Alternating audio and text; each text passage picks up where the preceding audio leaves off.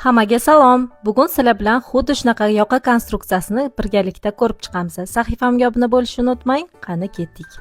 Demak, bizga oldi va orqa asos andazamiz kerak bo'ladi. Yelka uchidan 1 sm kirgizgan holatda oldi asos andazamizni joylashtirib olamiz.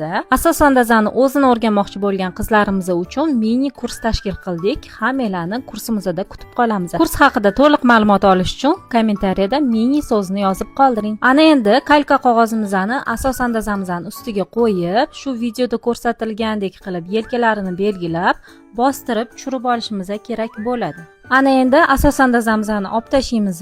Endi yelkalarini birlashtirib, orqa va yelka qismidan 8 sm tushirib olamiz. Yoqani oldi qismini chiqarib olish uchun shu joydan 90 gradusli liniya tushirib olamiz. Yoqani uzunligini o'zingizlar xohishingizga qaratib belgilab olsanglar bo'ladi.